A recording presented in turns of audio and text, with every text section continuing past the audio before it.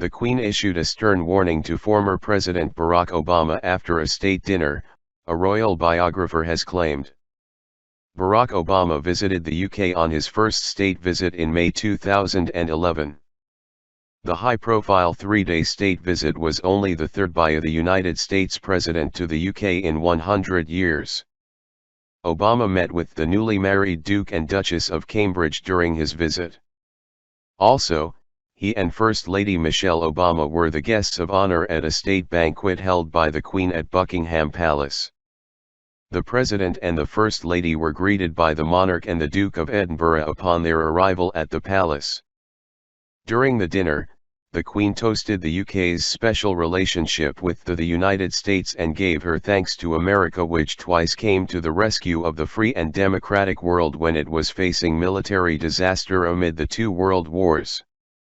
While there was excellent tableware and wine used on the evening, royal author Robert Hardman claims that what made the occasion exceptional was the rapport Obama had with a host who could talk with such authority about so many of his predecessors. In an extract of his new book, Queen of Our Times, The Life of Elizabeth II, published by Macmillan on March 17, Mr. Hardman details how the night unfolded. He goes on to note how the Queen was forced to intervene on the evening where Obama had been enjoying himself so much. He explains how the monarch wanted to discreetly point out the evening should draw to a close because she was tired. The UK's former Chancellor of the Exchequer George Osborne was the man tasked with the job of calling last orders on one of the most powerful men on the planet.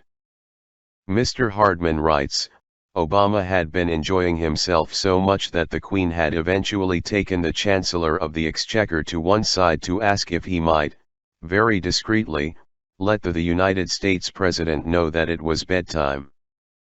I just said, yes, ma'am, George Osborne recalls. I could see Obama with a drink in hand, and I was thinking, what do I do? I couldn't just interrupt and say, oh, the Queen wants you to go to bed.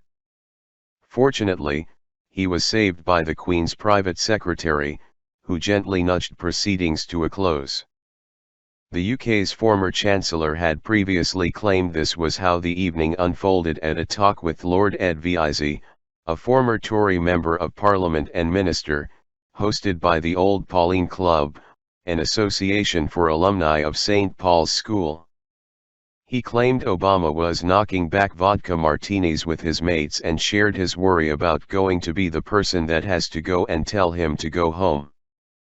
According to Mr. Hardman, after the official proceedings at the banquet died down, the president summoned his two closest aides, including senior speechwriter Ben Rhodes, for a modest after-party in the Belgian suite, where the Queen accommodates her state visitors.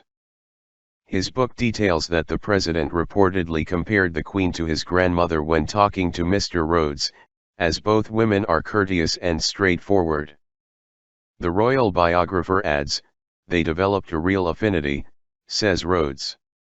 He saw how much the Queen went out of her way to make a black American president feel as welcome as possible. She treated him a lot better than some other leaders treated him, I can tell you that. That was very powerful.